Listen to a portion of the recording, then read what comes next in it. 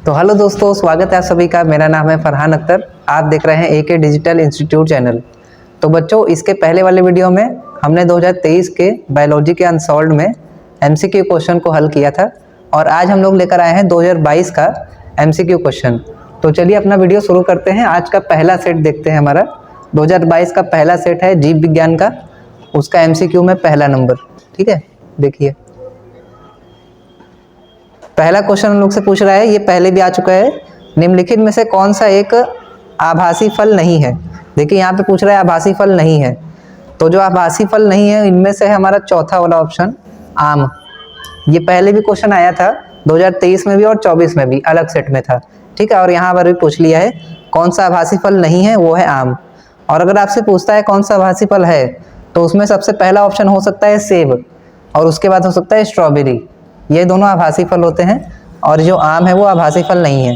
ठीक है, दूसरा क्वेश्चन देखते हैं। देखिए दूसरा क्वेश्चन है हमारा, प्रोटीन संश्लेषण के प्रारंभन के लिए कौन सा प्रारंभिक कूट होता है?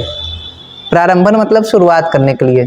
प्रोटीन संश्लेषण की शुरुआत किया जाता है स्टार्ट कोडॉन से। ये आपने प्रोटीन संश्लेषण में पढ़ा होगा। एक होता है स्टार्ट कोडॉन जिसको प्रारंभन कोडॉन कहते हैं और एक होता है स्टॉप कोडॉन। जब स्टार्ट कोडॉन का नाम आता है इसका मतलब वहां से प्रोटीन संश्लेषण शुरू हो रहा है। और स्टार्ट कोडॉन हमेशा एक ही होता है, वो होता है AUG। इसका नाम आप लोग एकदम याद कर लो, ये होता है AUG। जहां पर भी आपको DNA में AUG दिखेगा, mRNA में AUG दिखेगा, वहां से प्रोटीन बनने का शुरुआत हो जाएगा। और जहां पर स्टॉप कोडॉन आता है, वो जैसे एग्जाम्पल में लेते हैं UUA, ये स्टॉप कोडॉन होता है। जब यहाँ पर पहुंचेगा तो यहाँ पर प्रोटीन बनना रुक जाएगा। तो स्टार्ट कोडॉन हमारा इनमें से है पहला वाला AUG, तो ये पहला ऑप्शन सही हो जाएगा। प्रोटीन संश्लेषण की शुरुआत होती है स्टार्ट कोडॉन से, AUG से। ठीक है, उसके बाद है ग नंबर। देखो ग नंबर वाला हम लोगों को नहीं पढ़ना है, ये वाला ना कटा हुआ है, सिलेबस में नहीं है। जब 2022 था तो सिलेबस में पूरा टॉपिक था, तो ये वाला कटा हुआ था। ठीक है, चौथा वाला देखते हैं। चौथा, ठीक है, चौथा वाला हमारे है लास्ट चैप्टर का है, ये जैव विविधता का है। घड़ियाल पुनर्वास केंद्र कहाँ पर स्थित है? घड़ियाल पुनर्वास केंद्र कहाँ पर स्थित है? मतलब जहाँ पर घड़ियाल को पाला जाता है वो केंद्र कहाँ पर है? तो ये आपका है लखीमपुर खीरी में। ठीक है, यहाँ पर ये ऑप्शन है चौथा, सही कर लीजिएगा इसको, लखीमपुर खीरी में है ये। तो ये 4 क्वेश्चन थे हमारे, इसका आप स्क्रीनशॉट ले लो, फिर हम आगे बढ़ते हैं। चलिए बच्चों आगे देखिए अगला क्वेश्चन। अगला सेट हमारा है 2022 का अगला सेट, सेट 2। और इसमें पहला क्वेश्चन है दोहरा निषेचन किसे कहते हैं और ये कहाँ पर होता है? दोहरा निषेचन, ये वाला आपका लघु में भी पूछ सकता है। ठीक है, लघु का ये क्वेश्चन है, दोहरा निषेचन इंपॉर्टेंट है। ये पूछ रहा है दोहरा निषेचन कहाँ पर होता है। तो देखिए पहला ऑप्शन है शैवाल में नहीं होता है, कवक में भी नहीं होता है, और अनावृत बीजी पौधों में भी, ये आपका अनावृत बीजी पौधों में नहीं होता है, आवृत बीजी पौधों में होता है ये। ठीक है, जो एंजियोस्पर्म है सबसे उच्च पादप कहा जाता है इन्हें, इन्हीं में आवृत बीजी पौधों में ही दोहरा निषेचन होता है। ठीक है, अब उसके बाद दूसरा क्वेश्चन देखते हैं। देखिए विषाणु का आनुवंशिक पदार्थ, वायरस का आनुवंशिक पदार्थ पूछ रहा है, ये पहले भी आया था। तो आनुवंशिक पदार्थ इसका DNA और RNA दोनों होता है। कुछ वायरस ऐसे होते हैं जिनका आनुवंशिक पदार्थ DNA है और अधिकतर का RNA होता है। ठीक है, तो पहला ऑप्शन सही होगा। तीसरे क्वेश्चन पे आते हैं। ग नंबर है श्वेत रुधिर कणिकाओं के अति उत्पादन के परिणाम स्वरूप होता है।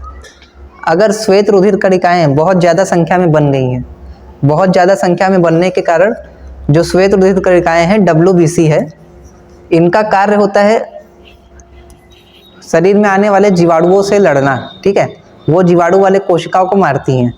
तो अगर ये बहुत ज़्यादा संख्या में बन गई है और अति हो गया, अति मतलब बहुत ज़्यादा संख्या में, तो ये अपने ही कोशिकाओं को मारने लगती है।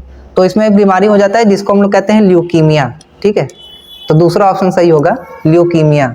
अगर बहुत ज़्यादा संख्या में बन जाएगी WBC श्वेत रुधिर कणिकाएं, तो इनसे बीमारी हो जाता है जिसका नाम है ल्यूकीमिया। और इस बीमारी में जो WBC है वो अपनी ही कोशिकाओं को मारने लगती है। ठीक है, तो हमारा दूसरा ऑप्शन सही होगा ल्यूकीमिया। ग नंबर देखते हैं अब। ख नंबर, डीएनए के रासायनिक चाकू है। डीएनए के रासायनिक चाकू होता है एंडोन्यूक्लियस, तो ये पहला ऑप्शन सही कर लीजिएगा। इसको हम लोग डीएनए का रासायनिक चाकू या फिर रासायनिक कैंची भी कहते हैं, ठीक है। ये होता है एंडोन्यूक्लियस। तो इसका भी आप स्क्रीनशॉट ले लो, फिर आगे बढ़ते हैं। स्क्रीनशॉट ले लो इसका भी। चलिए अब आगे देखते हैं। सेट नंबर 3 हमारा 2022 का सेट नंबर 3, और इसमें पहला क्वेश्चन है।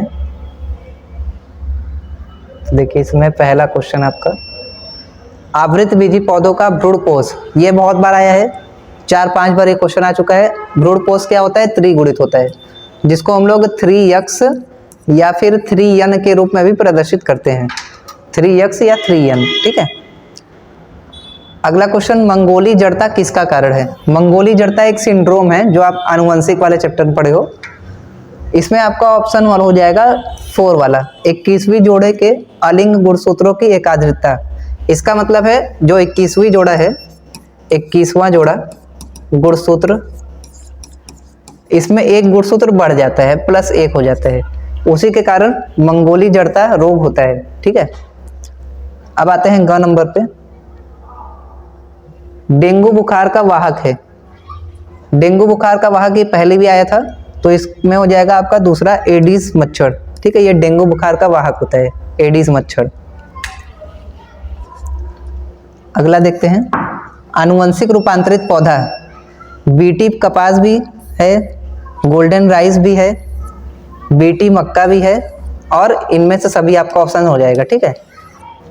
आनुवंशिक रूपांतरित पौधा इनमें से सभी हो जाएगा। तो इसका भी आप स्क्रीनशॉट ले लो, फिर आगे बढ़ते हैं। इसका भी स्क्रीनशॉट लो, और जो सही उत्तर है उस पर टिक लगा देते हैं हम। चलिए स्क्रीनशॉट ले लीजिए।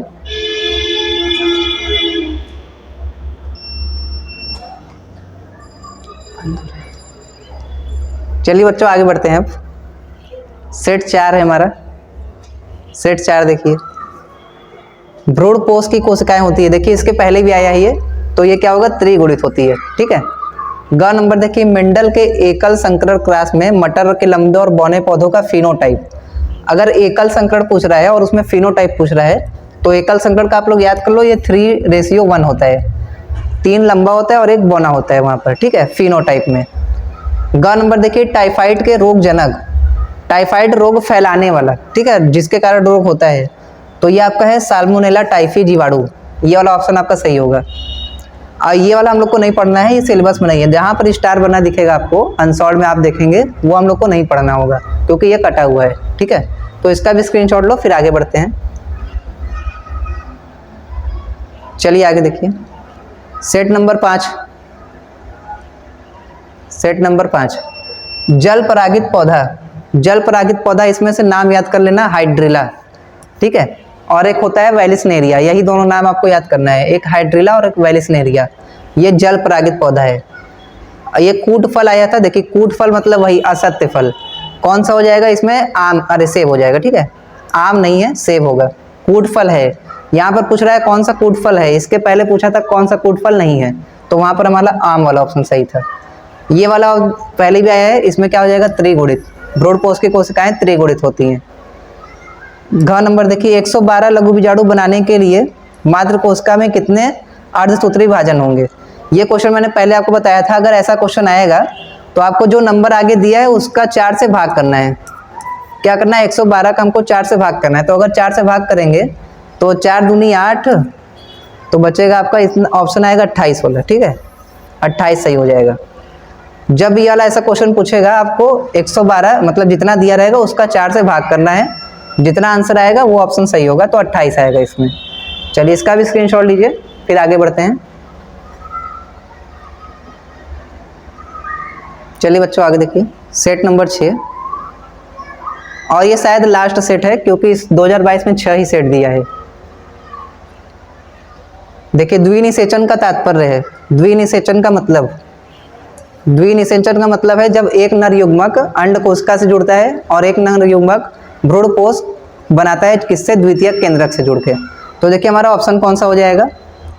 ये दूसरा वाला ऑप्शन सही हो जाएगा। नर युग्मक अंड कोशिका से और दूसरा द्वितीय केंद्रक से जुड़ता है, ये वाला ऑप्शन सही होगा। ग नंबर देखिए, बीजांड का वह स्थान जहाँ बीजांड वृंत जुड़ा होता है उसको कहते हैं हम लोग नाभिका।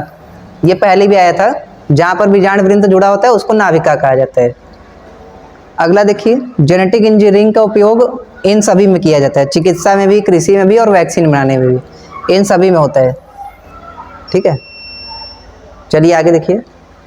ये वाला भी पहले क्वेश्चन आया था, टीबी के टीके का नाम, तो ये हमारा हो जाएगा BCG, चौथा ऑप्शन सही होगा। इसको आप नाम याद कर लेना, टीबी के टीके का नाम होता है BCG। तो ठीक है बच्चों, 2022 का सेट में इतना ही है। अब इसके बाद जो हम लोग लेके आएंगे वो 2020 का होगा, क्योंकि 2021 में आपको पता होगा कि पेपर नहीं हुआ था, इसलिए अब अगला वीडियो जो आएगा वो 2020 का होगा। तो अगर आपको वीडियो अच्छा लगा होगा तो लाइक और शेयर जरूर करिएगा। अब मिलते हैं आपसे अगले वीडियो में, आज के लिए इतना ही, धन्यवाद।